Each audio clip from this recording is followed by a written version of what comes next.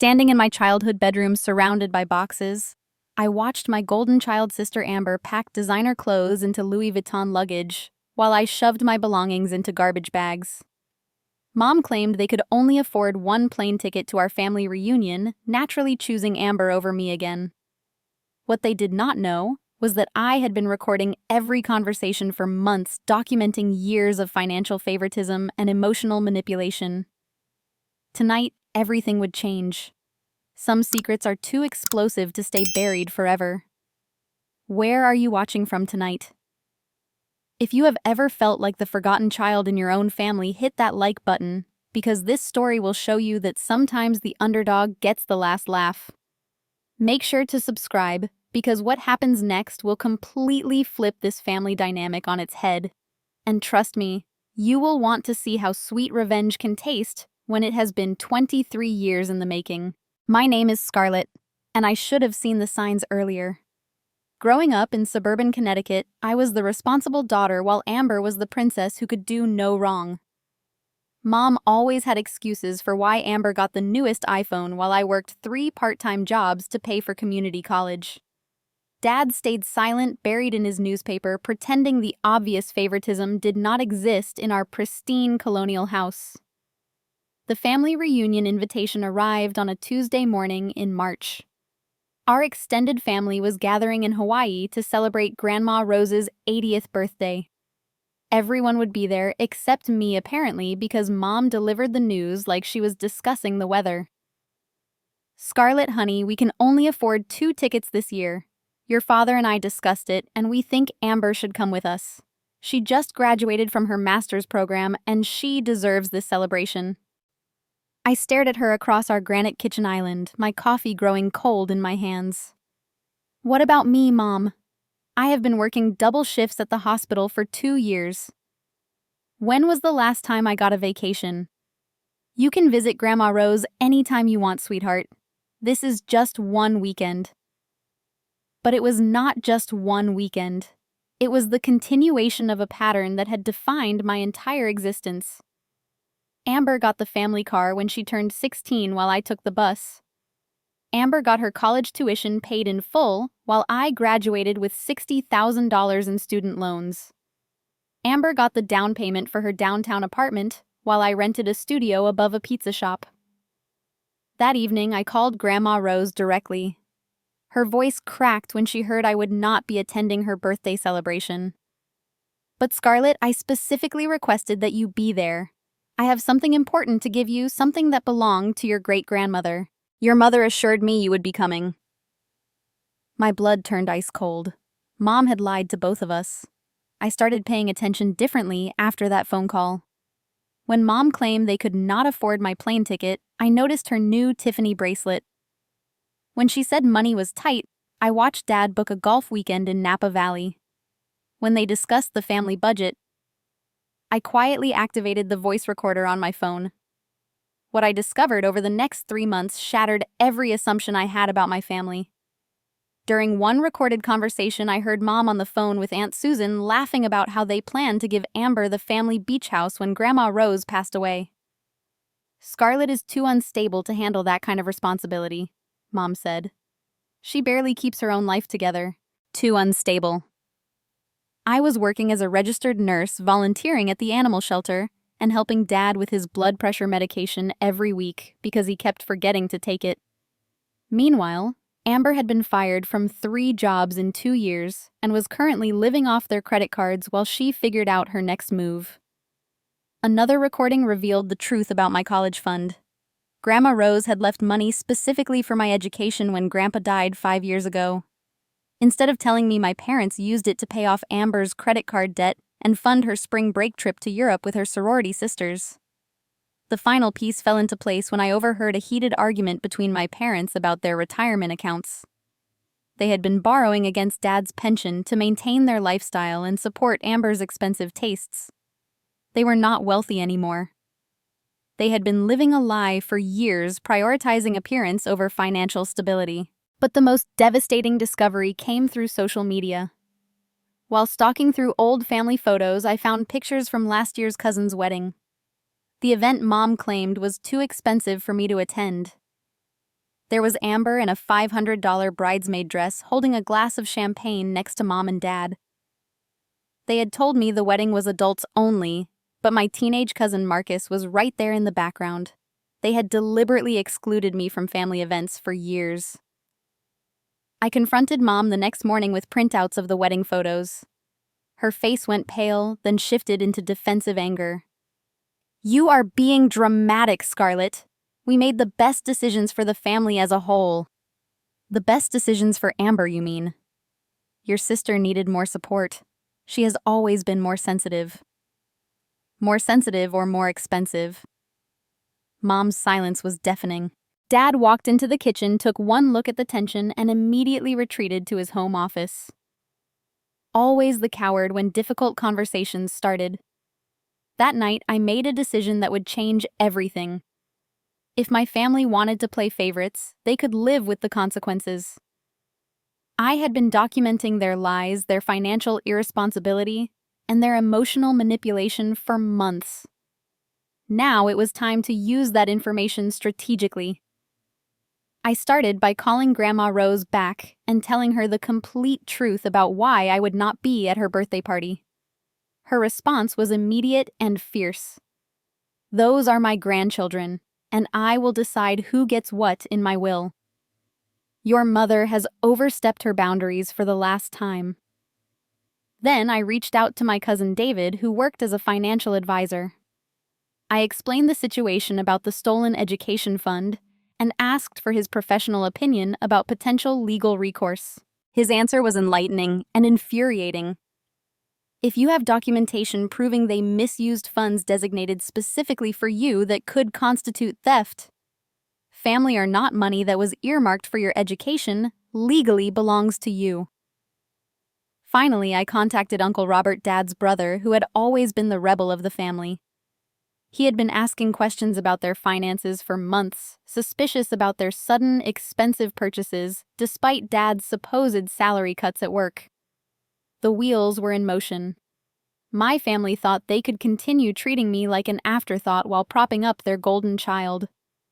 They had no idea that their forgotten daughter had been building a case against them that would expose every lie they had told and every dollar they had stolen.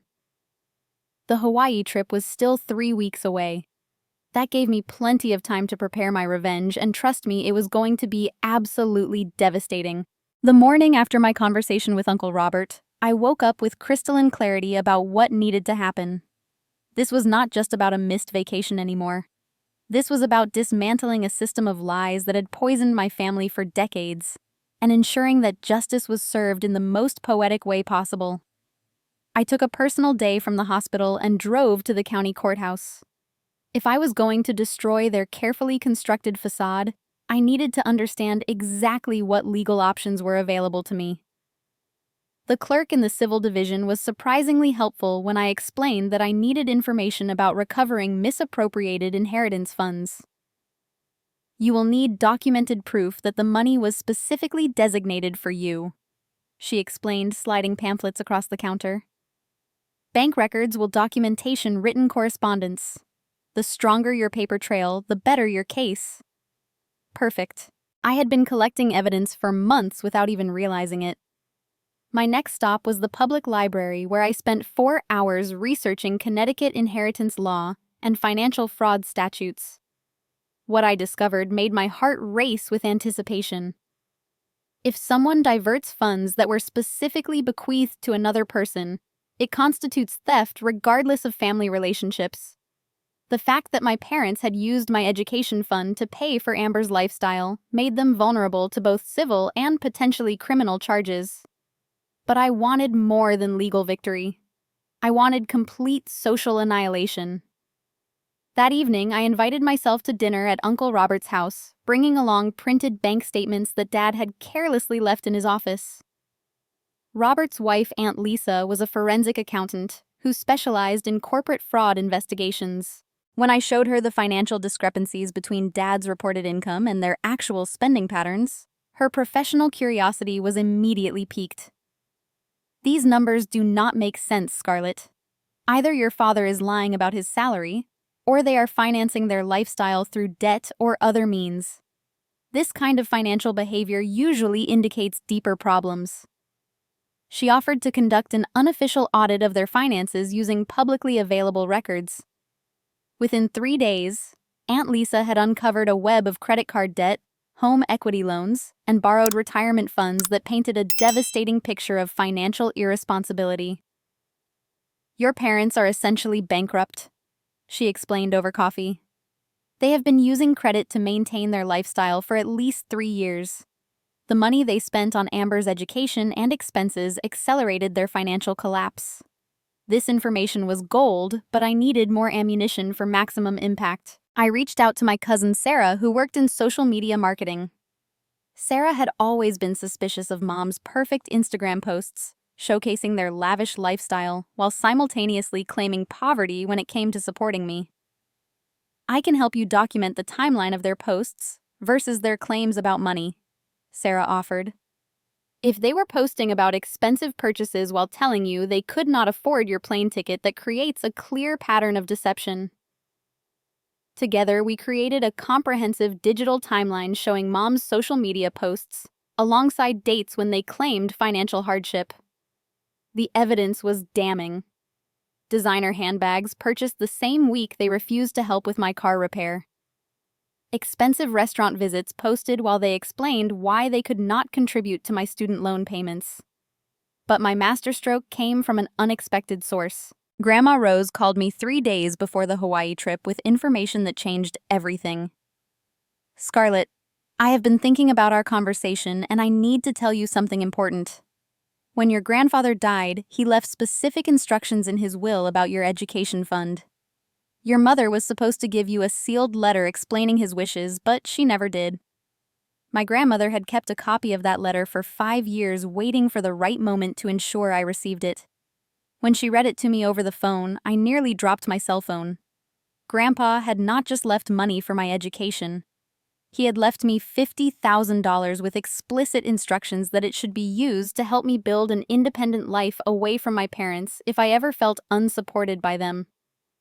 He had recognized the family dynamics even before his death and wanted to ensure I had options. He was worried about the favoritism, sweetheart. He saw how they treated you differently, and he wanted to make sure you could take care of yourself. The letter included specific language about the money being held in trust until I turned 25, which happened to be next month. Mom and Dad had been acting as trustees, which meant they had a legal obligation to preserve those funds for their intended purpose. Instead, they had stolen my grandfather's final gift to subsidize their favorite daughter. Armed with this information, I contacted a family law attorney who specialized in inheritance disputes. The consultation was free, and her assessment was brutal. "You have grounds for a significant lawsuit. Breach of fiduciary duty, conversion of assets, potentially fraud. The fact that they used trust funds to benefit your sister while deliberately concealing the trust from you creates multiple causes of action. But legal action would take months or years. I wanted immediate justice." That night, I finalized my plan. The Hawaii reunion would become the stage for their complete humiliation. I had evidence of their lies, documentation of their financial fraud, proof of their favoritism, and most importantly, I had allies who were ready to support me when the truth came out. I booked my own plane ticket to Hawaii, using money from my emergency fund. Grandma Rose was thrilled when I called to confirm my attendance, and she promised to coordinate with me about revealing the truth to the entire family during her birthday celebration. "It is time everyone knew what kind of people your parents really are," she said with steel in her voice. "Your grandfather would be disgusted by their behavior." Uncle Robert agreed to present the financial evidence during the family meeting that traditionally happened the last day of every reunion. Aunt Lisa prepared a professional presentation showing their debt levels and fraudulent claims about their financial situation. Most importantly, I had prepared copies of every recording, every bank statement, every social media post, and every piece of evidence that would expose their years of lies and manipulation.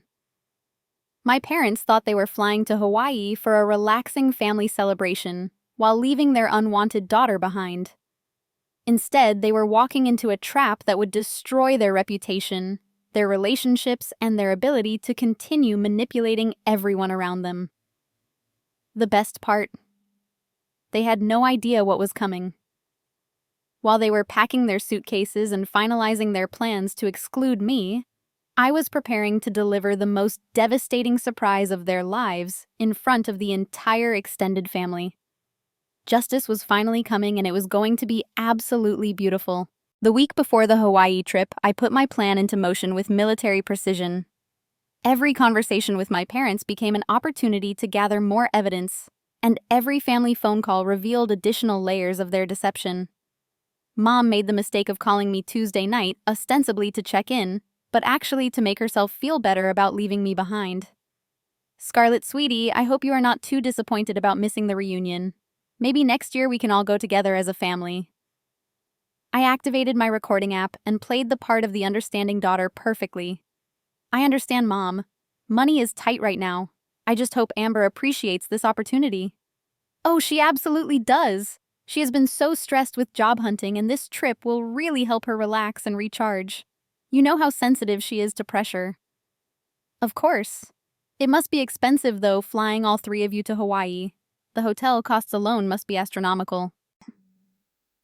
Mom paused, and I could practically hear her calculating how much she should reveal. Well, your grandmother is covering the hotel costs for family members, and your father found a great deal on the flights through his work connections. Another lie. I had already confirmed with Grandma Rose that family members were paying their own hotel expenses, and Dad's company had eliminated employee travel discounts 6 months ago due to budget cuts. That is wonderful that Grandma Rose is helping with expenses. She must be so excited to have everyone there. Yes, although we are worried about her health lately. She has been asking strange questions about wills and inheritance. I think she might be getting confused in her old age. My blood boiled. They were planning to use Grandma Rose's supposed mental decline to justify their theft of my inheritance money. What kind of questions? Oh, just strange things about your grandfather's will and whether we gave you some letter he supposedly wrote. You know how elderly people fixate on random details. That does sound concerning. Maybe someone should have a serious conversation with her about her memory issues. Exactly what I was thinking. We might need to start making more decisions for her own protection. After hanging up, I immediately called Grandma Rose to warn her about their strategy. Her response was swift and merciless. Let them try to declare me mentally incompetent. I had my doctor conduct a full cognitive assessment last month specifically because I suspected they might attempt something like this. I am sharper than people half my age, and I have the medical documentation to prove it. My grandmother was not just ready for battle. She was prepared to obliterate them. Meanwhile, my evidence collection was accelerating rapidly. Dad left his computer unlocked while taking a shower, giving me access to 3 years of financial records. What I discovered was even worse than I had imagined. They had not just spent my inheritance money on Amber. They had created a systematic pattern of financial abuse that benefited her while deliberately sabotaging my opportunities. When I applied for nursing school, they claimed they could not co-sign my student loans due to credit issues. The bank records showed they had excellent credit scores at that time, but had recently co-signed a lease for Amber's expensive downtown apartment. When I needed a reliable car for my hospital commute, they insisted they could not help with the down payment because of unexpected medical expenses. Those same records showed they had spent twice the amount I requested on Amber's spring break vacation the following month. Every time I had asked for support, they had fabricated financial hardships while simultaneously funding Amber's lifestyle choices. But my most damaging discovery came through social media archaeology. Sarah had helped me compile a comprehensive timeline of their posts, and the pattern was absolutely devastating. The same week, they refused to help with my student loan payment. Mom posted Instagram photos of her new designer handbag collection. When they claimed they could not afford to visit me in the hospital after my car accident, Dad was posting Facebook updates from a golf tournament in Scottsdale. During the month, they said money was too tight to help with my security deposit. They posted pictures from Amber's graduation dinner at the most expensive steakhouse in the city. Every major lie they had told me was contradicted by their own social media evidence. Uncle Robert had been conducting his own investigation from a different angle. As Dad's brother, he had access to family financial information that painted an even bleaker picture of their situation. Scarlett, they are not just broke.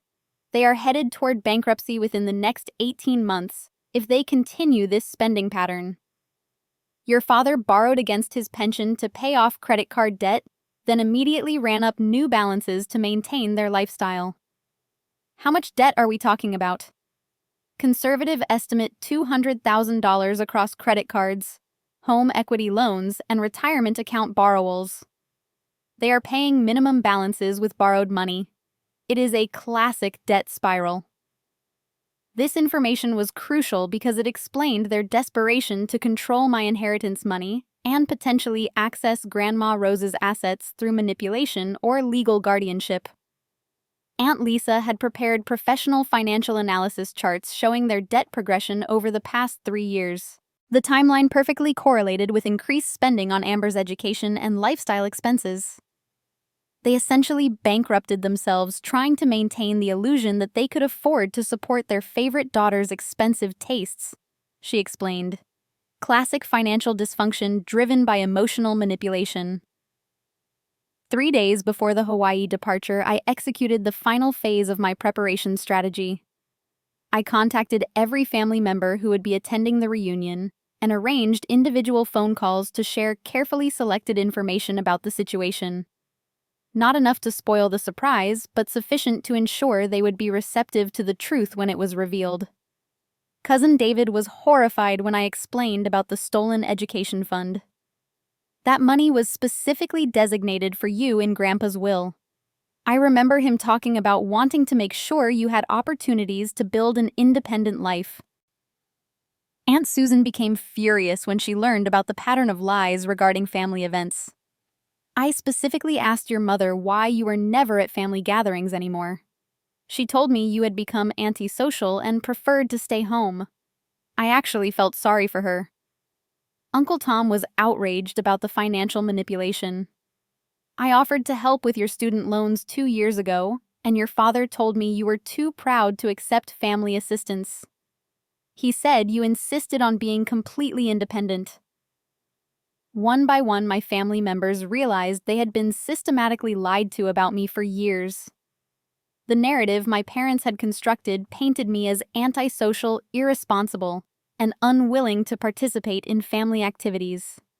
Meanwhile, they positioned themselves as long-suffering parents dealing with a difficult daughter while supporting their successful, grateful child. By the time I finished making those phone calls, I had solid allies positioned throughout the family reunion who were ready to hear the truth and support me when the confrontation occurred. The night before they left for Hawaii, Mom made one final mistake. She called to say goodbye. And during our conversation, she accidentally revealed that they had upgraded to first-class tickets using credit card reward points. The flight is so long, we decided to splurge a little bit on comfortable seats. Amber gets motion sickness in coach, and your father's back has been bothering him lately. They could not afford my ticket, but they could afford first-class upgrades for the family members who mattered. That was the moment I realized they deserved every bit of devastation that was coming their way. I booked my red-eye flight to Hawaii for the following evening, ensuring I would arrive in time for Grandma Rose's birthday celebration. My suitcase was packed with printed evidence, legal documentation, and audio recordings that would expose every lie they had ever told about me. My family thought they were flying to paradise while leaving their problem child behind. Instead, they were about to walk into the most humiliating reckoning of their lives.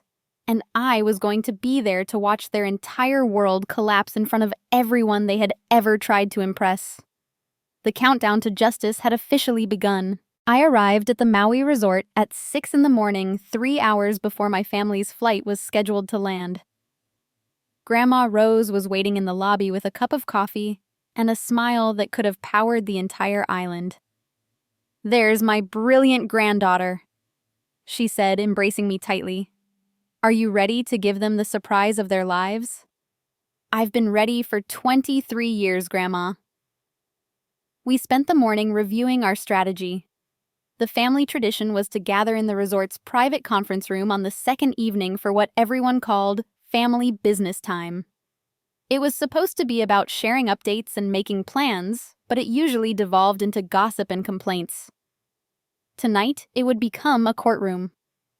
When Mom, Dad, and Amber walked into the resort lobby at noon, their faces went through a fascinating progression of emotions: confusion, shock, anger, and finally fear. They knew immediately that something had gone very wrong with their carefully laid plans. "Scarlett, what are you doing here?" Mom's voice was high and strained. "Grandma Rose invited me personally. She felt it was important that I attend her 80th birthday celebration. Isn't that sweet of her?" Dad looked like he might have a heart attack. "How did you afford the plane ticket?" "Oh, I've been saving money for months. It's amazing how much you can accumulate when you're not supporting someone else's credit card debt." Amber, oblivious as always, jumped in with her typical selfishness. "This is so awkward. We told everyone you couldn't make it. Now the hotel room arrangements are all messed up." "Don't worry about me. I have my own room. Grandma Rose took care of everything." The rest of the family began arriving throughout the afternoon, and their reactions to seeing me were telling. Genuine surprise and happiness from those who had been told I was antisocial and unwilling to attend family events.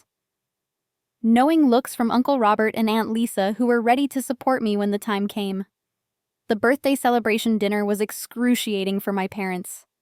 Every family member who approached me with enthusiasm and joy contradicted the narrative they had been spreading about my supposed antisocial tendencies.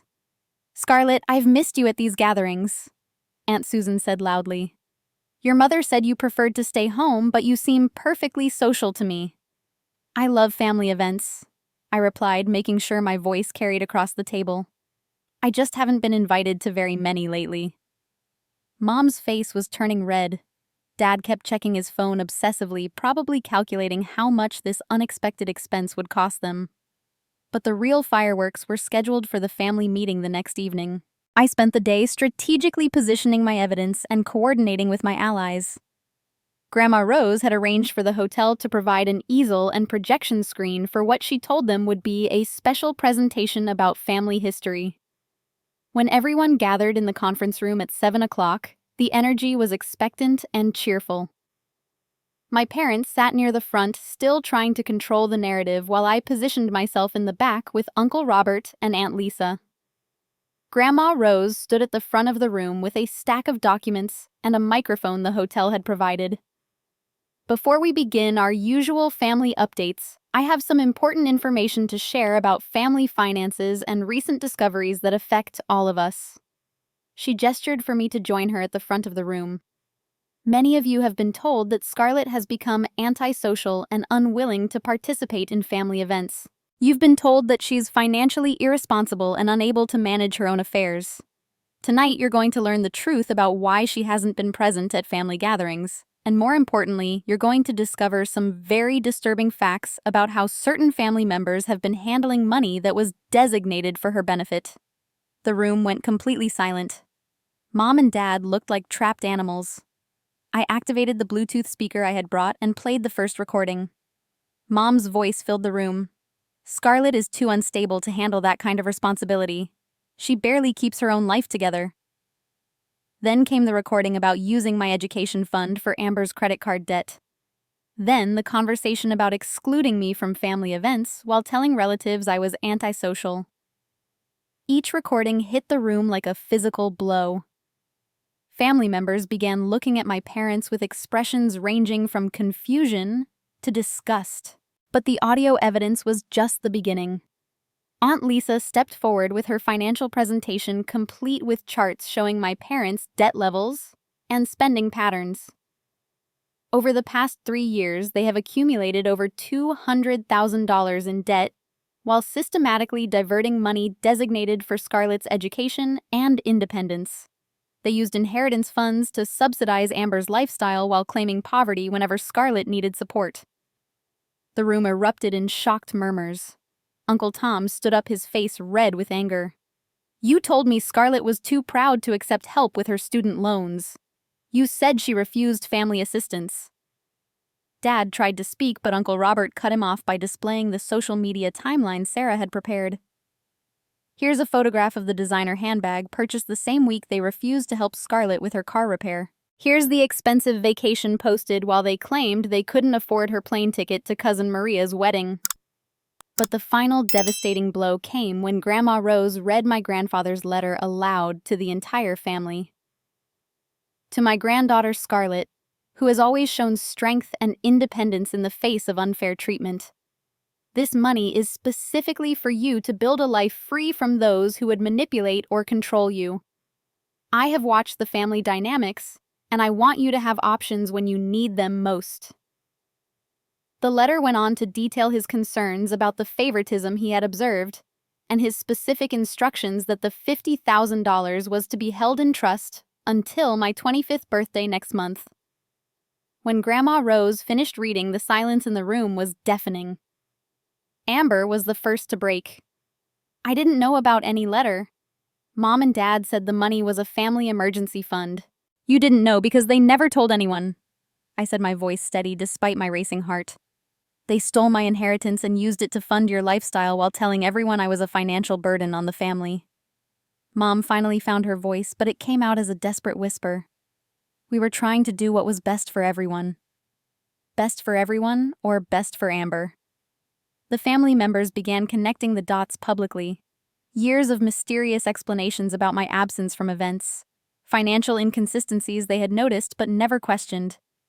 My parents' sudden lifestyle upgrades despite Dad's supposed salary cuts. Cousin David stood up, his voice shaking with anger. I offered to help with Scarlett's education 2 years ago. You told me she didn't want family interference. I never said that, I replied. I never even knew you had offered. The room exploded into chaos as family members realized the extent of the deception. My parents sat frozen as their carefully constructed lies crumbled around them. Their empire of manipulation had finally collapsed, and everyone was witnessing their complete humiliation in real time. The aftermath of my revelation was swift and merciless. Within minutes of Grandma Rose finishing the letter, the family meeting transformed into a tribunal where my parents faced 20 years of accumulated suspicions and unanswered questions. Uncle Tom was the first to explode. You've been lying to this entire family for years. I specifically asked about helping Scarlett with her education, and you told me she was too stubborn to accept assistance. We gave Amber money for her master's degree because you said it was an emergency. Aunt Susan added, her voice rising. But apparently you had $50,000 sitting in trust that belonged to Scarlett all along. Dad tried to defend their actions, but his explanations only made things worse. We were managing the family finances in the way we thought was most beneficial for everyone's future. Amber had opportunities that required immediate investment, and we planned to make it up to Scarlett later. Make it up to her. Uncle Robert's voice was ice cold. You stole her inheritance and then excluded her from family events while telling everyone she was antisocial. How exactly were you planning to make that up? Mom attempted damage control, but her voice was shaking. Scarlett has always been more independent. She didn't seem to need as much support as Amber. I needed support exactly as much as any other family member, I said, standing up to address the room. I worked 3 jobs to pay for community college while Amber got her tuition paid in full. I took the bus for 2 years while she got a new car for her birthday. I lived in a studio apartment above a pizza shop while you helped her secure a downtown loft. Grandma Rose stepped forward with additional documents I had not seen before. Since we're sharing family financial information tonight, I think everyone should know about the phone calls I've been receiving about declaring me mentally incompetent so certain people can gain control over my assets. The room went dead silent. Even I had not known about this development. Yesterday, I received a call from an attorney asking about my cognitive capacity. Apparently, someone in this family contacted them about potentially pursuing guardianship over my finances because I've been asking strange questions about inheritance matters. Every eye in the room turned toward my parents. Dad's face had gone completely pale. The attorney was very helpful. He explained that someone had expressed concerns about my mental state and suggested that I might need assistance managing my financial affairs. Naturally, I scheduled an immediate cognitive assessment with my doctor to ensure there would be no questions about my mental capacity. She held up official-looking documents. These are the results of that assessment. I scored in the 95th percentile for my age group. My doctor confirmed that I am of completely sound mind and fully capable of making my own financial decisions. The implications hit everyone simultaneously. My parents had not just stolen my inheritance. They were apparently planning to manipulate Grandma Rose into giving them access to her assets as well. Amber finally seemed to understand the gravity of the situation. "Mom, did you really try to have Grandma Rose declared incompetent?" "We were concerned about her health," Mom said weakly. "She's been asking confused questions." "The only confused questions I've been asking," Grandma Rose said sharply, "were about why my explicit instructions regarding Scarlett's inheritance were being ignored. Now I understand that you were hoping to discredit me before I could expose your theft." Cousin David, who worked in financial planning, stood up with a grim expression. "This isn't just family drama anymore. If you diverted trust funds for personal use, that's conversion of assets. If you attempted to gain control over Grandma Rose's finances through false claims about her mental capacity, that could be considered elder abuse. You could face criminal charges." The legal implications silenced the room. My parents were not just facing family embarrassment. They were potentially looking at serious legal consequences. Uncle Robert pulled out his phone. "I'm calling my attorney friend who specializes in elder law. This situation needs professional documentation." "Please don't make any hasty decisions," Dad pleaded. "We can work this out as a family." "Work it out?" I stood up, my voice steady but furious. "You stole $50,000 that my grandfather specifically left for me. You excluded me from family events for years while telling everyone I was antisocial. You lied about your finances while demanding sympathy for your supposed hardships. And apparently you were planning to manipulate Grandma Rose into giving you access to her money too. We never meant for things to get this complicated," Mom said, tears starting to fall. "You meant for them to get exactly this complicated," Grandma Rose corrected. "You counted on everyone believing your lies and never questioning your version of events. You assumed Scarlett would continue accepting your mistreatment without fighting back." Amber looked around the room at the faces of family members who were staring at her with mixtures of pity and disgust. For the first time in her life, she was seeing the real cost of being the favored child in a dysfunctional system. "I didn't know," she said quietly. "I thought the money for my education was coming from your savings. I didn't know it belonged to Scarlett." "Did you know I was excluded from Cousin Maria's wedding?"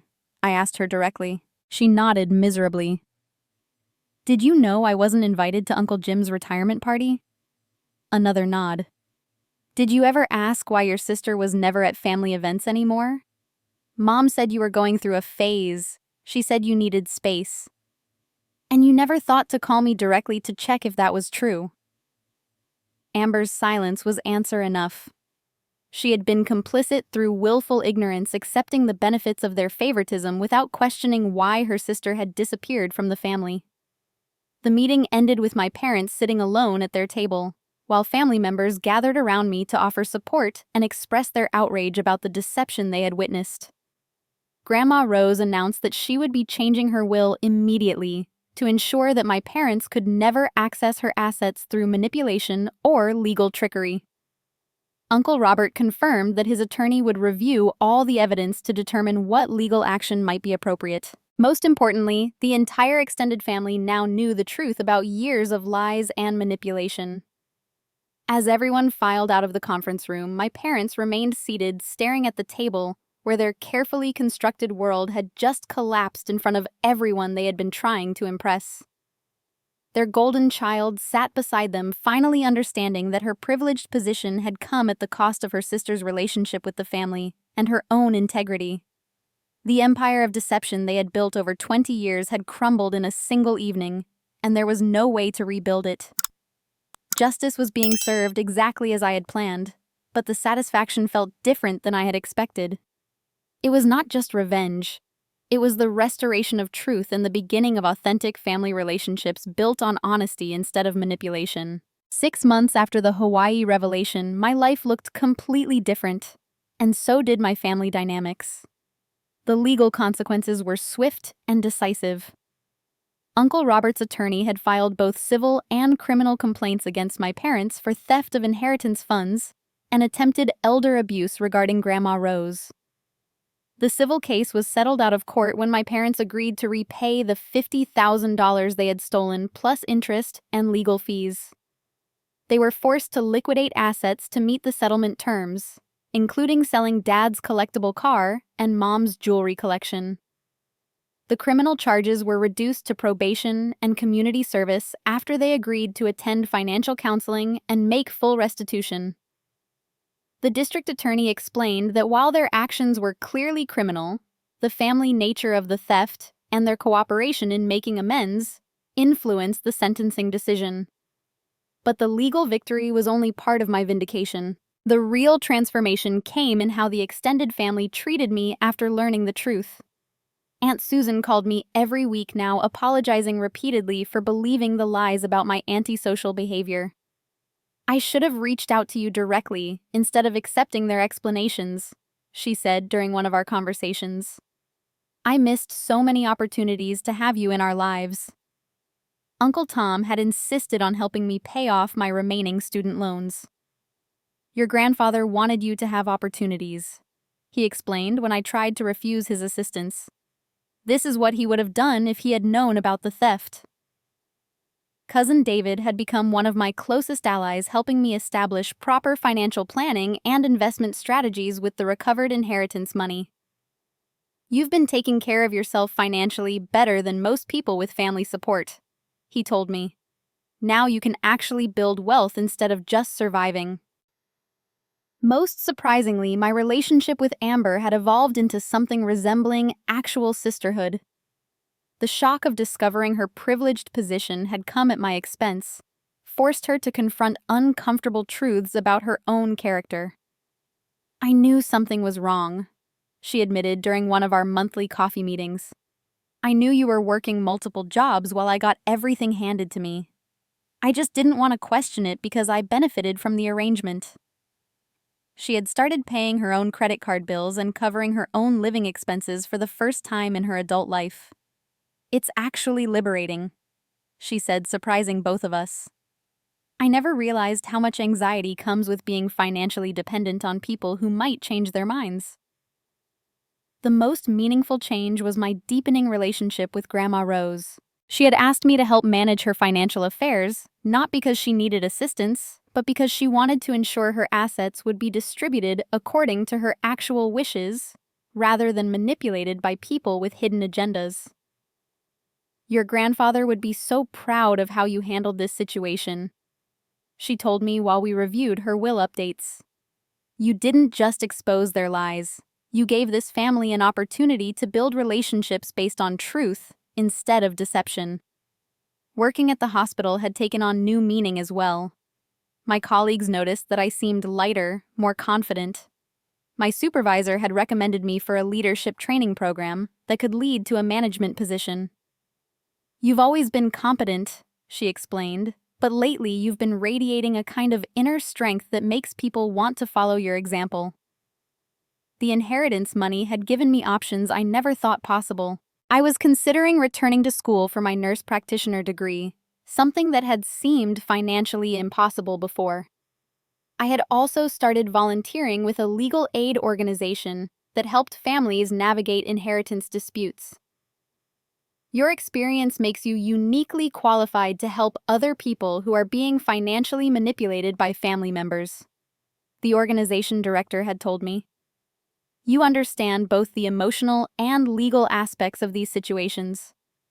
My parents were struggling with the new family dynamics. They had been essentially ostracized by the extended family, invited to events but treated with polite distance rather than warmth. Their financial situation remained precarious, and they were attending mandatory counseling sessions to address their dysfunctional relationship with money and favoritism.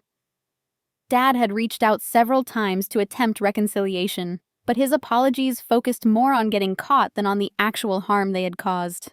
"I'm sorry things got it so complicated," he said during one awkward phone call. "We never intended for the family to become divided like this." "The family isn't divided, Dad. The truth just came out. You divided us years ago with your lies and manipulation." Mom's attempts at reconciliation were even less successful because she continued to justify their actions. "We did what we thought was best at the time," she insisted during our last conversation. "Parenting requires making difficult decisions about resource allocation." "Resource allocation?" I had replied. "Is that what you call stealing my inheritance and excluding me from family events?" The relationship with my parents remained essentially severed, but I had found peace with that outcome. Some relationships are too toxic to repair, and my mental health had improved dramatically since establishing clear boundaries with them. My chosen family now included Uncle Robert and Aunt Lisa, who had invited me to spend holidays with their children. Grandma Rose had become not just my grandmother, but my closest advisor and friend. The cousins who had been told I was antisocial were building genuine relationships with me based on who I actually was, rather than the false narrative they had been fed. The most unexpected gift was discovering that I was not actually the antisocial, financially irresponsible person my parents had portrayed me as. When given the same opportunities and support that Amber had received, I thrived. The difference had never been our individual capabilities. It had been the systematic inequality in how we were treated. 6 months ago, I had been the forgotten daughter packing my belongings into garbage bags, while my sister packed designer clothes into luxury luggage. Today, I was a confident woman with strong family relationships, financial security, and clear career goals. The moving truck metaphor had become literal in the most positive way. I had indeed moved away from their toxic dynamics, but instead of being abandoned, I had transported myself to a life filled with people who valued honesty, fairness, and authentic relationships. Have you ever had to choose between maintaining family peace and standing up for your own dignity? Sometimes the people who are supposed to protect us are the ones we need protection from. And learning to set boundaries with toxic family members can be the most loving thing we can do for ourselves and others. If this story resonated with you, please share it with someone who might need to hear that they deserve better treatment from their family. Like this video if you believe that blood relationships do not excuse financial abuse or emotional manipulation. Subscribe for more stories about finding strength in difficult family situations. And remember that sometimes the family we choose is more loyal than the family we were born into. Thank you for listening to my story about discovering that karma has perfect timing and justice. Sometimes requires patience, but always delivers exactly what people deserve. I hope my experience encourages you to value your own worth and never accept mistreatment from anyone regardless of their relationship to you.